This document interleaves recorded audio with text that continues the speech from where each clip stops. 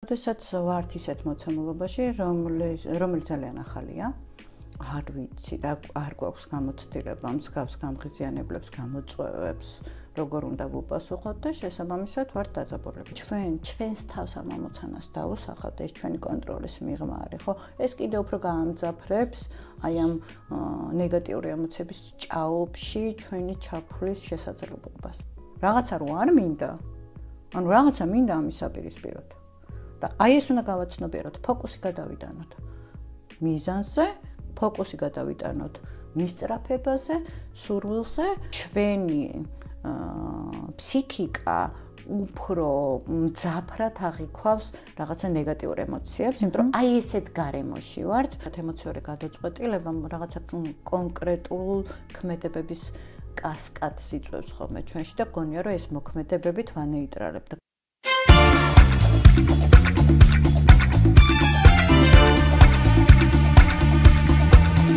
მოგესალმებით, თქვენ უყურებთ გადაცემას ჯანმრთელობა და არა მხოლოდ ნინი ჭაჭიასთან ერთად. მე მის თანაწამყვანი ნათია გაფრინდაშვილი ვარ. ჩვენი დღევანდელი სასაუბრო თემა არის შინაგანი სიმშვიდე სტრესულ გარემოში. სანამ უშუალო თემაზე გადავალ და კითხვებს დავუსვავ ნინის, მინდა რომ გთხოვოთ გამოიწეროთ ჩვენი არხი, დაალაიქოთ ეს ვიდეო და გაუგზავნოთ თქვენს მეგობრებს, რადგან დღევანდელ სიტუაციაში ისე როგორც არასდროს გვჭირდება შინაგანი სიმშვიდის შენარჩუნება. გამარჯობა ნინი კი. გამარჯობა. მოკლედ რატომ შევარჩიეთ ეს თემა? ანუ აღარ განმარტავ ამას, რატო შევარჩიეთ, იმიტომ რომ ყველაზე მეტად მგონი გვჭირდება რომ რაღაც ნაწილში სიმშვიდე შევინარჩუნოთ. დღეს ისეთი ვითარებაა ჩვენს ქვეყანაში. მაგრამ თავიდან მინდა დავიწყოთ იქიდან, რომ რა არის ეს ზოგადად შინაგანი სიმშვიდე და როგორ მივხვდეთ, გვაქვს თუ არა მისი ნაკლებობა, ან ზოგადად რაში გვჭირდება იმით, გვჭირდება შინაგანი სიმშვიდე, მაგრამ რაში გვჭირდება? ხო, მოდი დავიწყოთ იქიდან, რომ ვიშაყიროთ რა შინაგან სიმშვიდესა და სტრესის თანაარსებობაზე, ხო? სტრესი ეს არის რაღაცა ახალი მოცემულობა ჩვენს ცხოვრებაში, ან ისეთი მოცემულობა ჩვენს ცხოვრებაში, რომელიც იწვევს ჩვენში დაძაბულობას და ეს დაძაბულობა შეიძლება გამოწვეულ იქნას იქიდან გამომდინარე, რომ თქვათ თუ მსგავსი სიტუაცია გვქონია ცხოვრებაში, ჩვენ სასარგებლოდ არ დამთავრდა და ამ მიმართულებით ვღელავთ გაუცნობიერებლად, რომ შეიძლება ისე ჩვენ საწინააღმდეგოდ დამთავრდეს, ან ჩვენი მოლოდინების საწინააღმდეგოდ დამთავრდეს სიტუაცია, ან მეორე ვერსია არის სტრესი, როდის არის ესეთი მწვავე, ანუ დისტრესი, მოდი ესე ვთქვათ და ცოტა ხანში დისტრესაც ავხსნი. ხო, როდესაც ვართ ისეთ მოცემულობაში, რომელიც ძალიან ახალია, არ ვიცი და არ გვაქვს გამოცდილება მსგავს გამღიზიანებლებს, გამოწვევებს, როგორ უნდა ვუპასუხოთ და შესაბამისად ვართ დაძაბულები. ზოგადად სტრესი ძალიან მნიშვნელოვანი რამ არის ადამიანის ცხოვრებაში და სტრესი არ არის ცუდი. სტრესის გარეშე ჩვენი ცხოვრების განვითარება, ჩვენი პიროვნების განვითარება არ მოხდებოდა. როდესაც ჩვენ ესეთი ყოფით ენაზე სტრესს ვიძახით, ხო, ესე ვთქვათ, სამედიცინო თემაზე, ფსიქოლოგიურ თემაზე, ეს არის დისტრესი, ანუ სტრესი, რომელიც იწვევს ნეგატიურ შედეგებს. ეს არის დისტრესი. ხო, და თუ კი ყველაფერი ახალი, ხო, რასთანაც გვიწევს ადაპტაცია, სტრესული ხასიათის არის, ხო, როგორ შეიძლება ამ შემთხვევაში ხო რაღაცა შინაგანი სიმშვიდე გქონდეს. მოდი შინაგანი სიმშვიდის ნაცვლად ამას დავარქვათ, როგორ გავხდეთ უფრო ადაპტურები, ხო, როგორ გავუმკლავდეთ იმ გამოწვევას, რომელიც ჩვენში იწვევს რაღაცა გაღიზიანებას, დაძაბულობას და სწორედ ეს ადაპტურობა იყოს რაღაცა დაბალანსებული, რომ ნეგატიურ მოვლენებზე, ხო, ნეგატიურ შედეგებზე და შიშებზე არ მოხდეს ფოკუსი. ეს არის თქვათ რატომაც ვთქვი, რომ მოდი ვიშაყიროთ, შეიძლება თუ არა, ხო რაღაცა დუალისტური თემა გამოდის, საკითხი გამოდის. ამიტომ აქაც არის იქიდან გამომდინარე საფიქრალი, რას ვეძახით ჩვენ სტრესს, ხო? სტრესი არის ესეც, თუ დადებითი შეიძლება იყოს სტრესული. თუ შენთვის მნიშვნელოვანი ადამიანი რაღაც სიურპრიზს გაგიკეთებს, არ ელოდები, ხო? და ეს იწყოს რაღაც აღფრთოვანებას, აჰაგანცთას რაღაცა და ძალიან პოზიტიური არის. თუმცა მაშინაც, ხო, შეიძლება ვთქვათ, რომ ცოტა არაადეკვატურები ვხდებით. ხო, ანუ ეს ეიფორია რაღაცებს სტრესი არის ისიც რა მდგომარეობაშიც ჩვენ ორ თვეზე მეტი ვიმყოფებით ჩვენს ქვეყანაში, ხო? რაღაცა ვეიბრძვით ტოტალიტარულ სისტემას და ამან უკვე ისეთი ქრონიკური ხასიათი მიიღო, ხო? ორ თვეზე მეტია მიმდინარეობს პროტესტი, ხო? ვეიბრძვით აი ამ რაღაცა ძალადობრივ ინსტიტუტებს, მექანიზმებს და ესეც ძალიან დიდ, ესე ვთქვათ, ნეგატიურ გავლენას ახდენს ჩვენ ცხოვრებაზე, იმიტომ რომ მუდმივი საფრთხის განცდა გვაქვს. მოდი აი, როდის არის სტრესი ცუდი, ხო? ერთი არის შედარებით ნაკლებ ხარისხზე შეგვიძლია ვისაუბროთ, როდესაც მე ვაცნობიერებ იმას, რომ მოცემულ სიტუაციაში გამოცდილება არ მაქვს და ვღელავ იმაზე, რომ რამდენად ადაპტური შეიძლება ვიყო. და მეორე არის სტრესი, რომელიც ჩემში იწვევს აი ესეთი შეიძლება ვთქვათ, რომ დამანგრეველი არის, რომელიც იწვევს ყველანაირი ადაპტაციური შესაძლებლობის დაქვეითებას, ესე ვთქვათ, და ხდება დიდი შიში, დაუცველობის შეგრძნება, უიმედობის შეგრძნებას იწვევს, ხო, იწვევს ბრაზსაც და აი ესეთი ძაფრი ბაზისური ნეგატიური ემოციები, ხო, ერთი მეორეს ანაცვლებენ, ხო, რაც ძალიან არასასურველი არის ჩვენი მენტალური ჯანმრთელობისათვის, ხო, იმიტომ რომ როდესაც ჩვენ ვსაუბრობთ შინაგან ბალანსზე, რაღაც შინაგან სიმშვიდეზე, აქ რაღაცა მუდმივ ნირვანულ მდგომარეობას არის გულისხმობთ, ხო? ჩვენ რაღაცა შინაგანი ბალანსი გვაქვს, როდესაც შეგვიძლია მარტივად ვუპასუხოთ რაღაცა გარე გამოწვევებს, ვიმოქმედოთ ჩვენი მიზნების, ჩვენი სურვილების, ესე ვთქვათ, მისაღწევად და დავწლიოთ ყველა ბარიერი, რომელიც შეგვხვდება ჩვენი მიზნების, მისწრაფებების, სურვილების, ხო, მიღწევის გზაზე. თუ არსებობს რამე ტექნიკა, რომელიც შეიძლება გავუზიაროთ, როგორ შევინარჩუნოთ, ანუ როგორ მოვიპოვოთ ეს შინაგანი ბალანსი, შინაგანი სიმშვიდე, რომ ანუ ის გარეგან ეფექტებს, რასაც გარემო გვანიჭებს ზოგადად, გავუმკლავდეთ. მოდი დავიწყოთ იქიდან, რომ რა შინაარსი, რა მოცემულობა იწვევს ჩემში აი ამ განსაზღვრებას, ხო, დისტრესს, ხო, რომ პირველი სად ვარ? რა ხდება, ხო, ჩემს ირგვლივ? და მეორე არის რა მინდა. ანუ აი ამ სიტუაციაში რომ მოვხვდი, ხო, ამ სიტუაციიდან რა მინდა. და აი აქ მინდაში უნდა იყოს, ხო, ხშირად არის ხოლმე, რომ როდესაც ნეგატიური ემოციები გვაქვს, ეს ნეგატიური ემოციების სიგნალები იმდენად მწვავე არის, რომ ფოკუსი გადადის ნეგატიური ემოციების შინაარსზე და არა მოცემულობაზე, ხო? რომ სტრესში ვარ და მეშინია და მინდა არ მეშინოდეს, არ არის სწორი განსაზღვრება. იდეაში რომ დაფიქრდეს ეს სიღრმისეულად, კრიტიკულად რომ შეხედო, მინდა რომ არ მეშინოდეს, კი არა, მინდა რომ ამ სიტუაციაში აღარ ვიყო. გამოსავალს. ხო, ამიტომ თავარი ამოცანა არის, როდესაც ჩვენ ვიმყოფებით სტრესულ სიტუაციაში, პირველი ფოკუსი მოვახდინოთ იმაზე, რომ რა მექანიზმებით შეგვიძლია თავი დავაღწიოთ აი ამ ნეგატიურ მოცემულობას, ნეგატიურ გარემოს, შემაშინებელ გარემოს და არა ზოგადი ინფანტილური და რაღაცა რომანტიზებული თემებით, რომ მინდა, რა ვიცი, მაგალითად, რომ მე მინდა საქართველოს რაღაცა დემოკრატიული, თავისუფალი, რაღაცა ძალიან მდიდარი სახელმწიფო იყოს, ხო? თუ მე ესეთ ამოცანას რეალურად გვინდა ყველას, მაგრამ თუ ჩვენს თავს ამ ამოცანას დავუსახავთ, ეს ჩვენი კონტროლის მიღმა არის, ხო? ეს კიდევ უფრო გაამძაფრებს აი ამ ნეგატიური ემოციების ჭაობში ჩვენი ჩაფულის შესაძლებლობას. მეორე თემა არის, რომ თქვათ რა მინდა, რა შემიძლია, ჩემი კონტროლის ზონაში რა არის, ხო?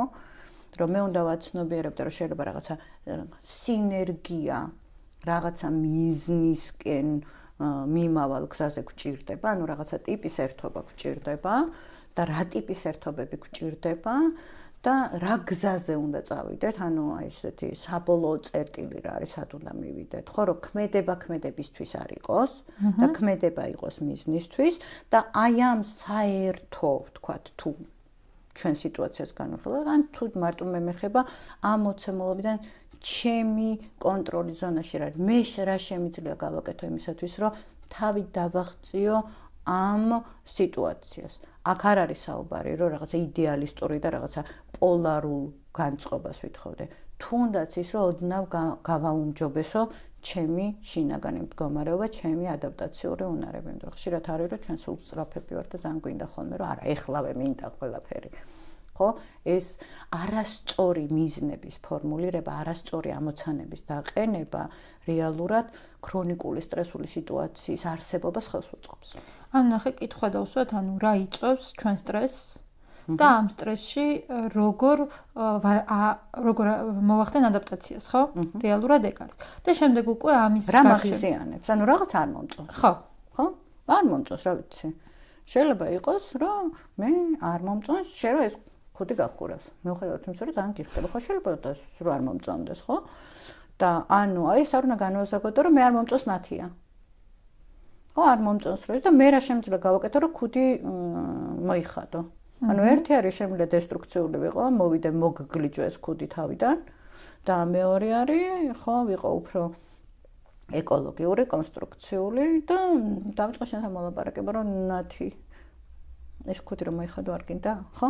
ანუ აი ეს თუ ძალიან მარტივი მექანიზმით ვილაპარაკებთ, ეს არის პირველი რა არ მომწონს, რა იწვევს და ანუ არა რა არ მომწონს ფიქსაცია გავაკეთო, არამედ ოკეი, აი ამ სიტუაციაში ყველაზე საუკეთესო გამოსავალი რა შეიძლება იყოს, რომ რა მომწონდეს, სანამ უარყოფითზე ვარ ფოკუსირებული, დადებიც ვერასოდეს ვერ ვნახავ რა.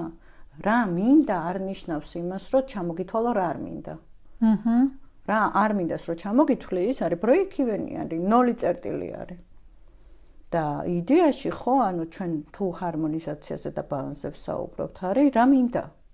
რაღაცა რო არ მინდა. ანუ რაღაცა მინდა ამის საპირისპიროდ.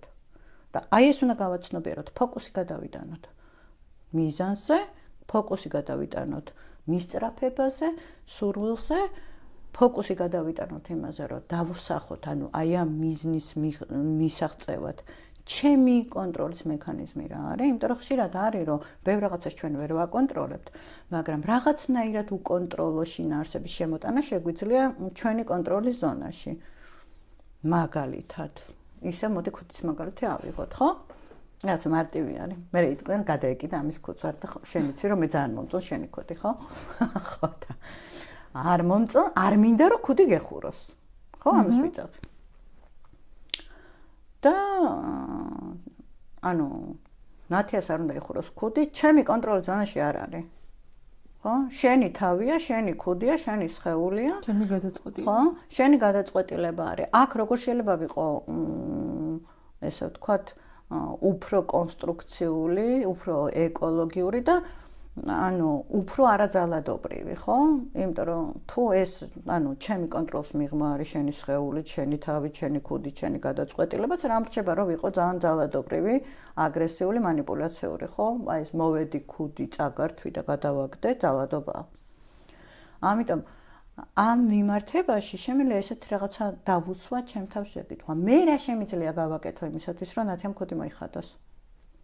ამ შემთხვევაში ვექტორი იცოლება საკუთარ ქმედებაზე მოდის და აქ რაღაცა ალტერნატივების რაღაცა კასკადი შეიძლება გაჩნდეს, ხო? რაღაცა იმას აუქნა წამოვიდე მოლაპარაკებაზე. რაღაცა ვიყიდო შენი ქუდი, მაგალითად, ხო? შემოგთავაზო რაღაცნაირად იმას, რა ქვია.